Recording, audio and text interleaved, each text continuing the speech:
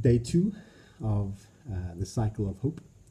I'm in Kigali in Rwanda with Tear Fund, spending a few days cycling, raising some money for reconciliation water projects in Rwanda. We spent day two team briefing, just going over the next few days, asking questions about the cycling we're going to be doing in the next few days. We've got united with our bikes. Had a small bike fit, which is great, and I'm looking forward to that. But this afternoon, I suppose we visited a place that I won't forget in a hurry. We visited the Genocide Museum. As you know, in 1994, 1 million people were killed in 100 days because they belonged to a particular ethnic group. And there are a few things that just struck me and that I'm still trying to process, One of the things was they have this room dedicated to children who were killed. And they have a large picture of the child, and below that or next to that they have a sign to give you information about the child. And they would do things like give you information on what they liked, their favorite food, but then also how they were killed. And most of them, these are children between the ages of 2 and maybe 10, who were largely killed by machetes or were shot in the head after they had watched their parents being killed.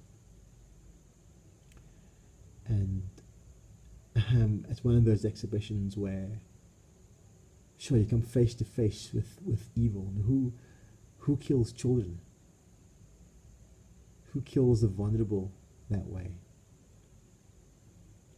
And I guess having children of my own made me reflect on that even more. Another part of the museum, they have a room filled with photographs of those who died. And you can sit down and you're almost eyeballing those photographs, and you realize those people who died, they were someone's daughter, someone's son, maybe parents, grandparents.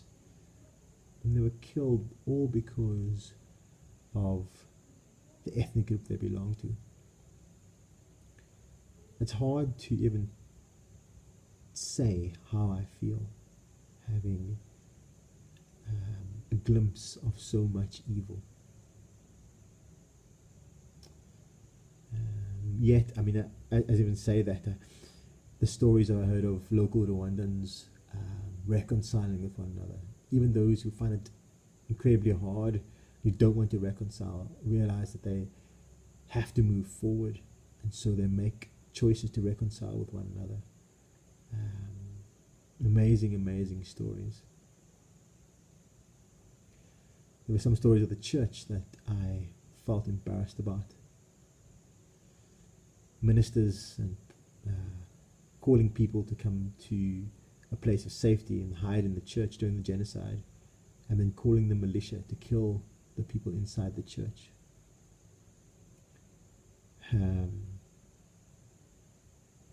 I was going to ask what that was about.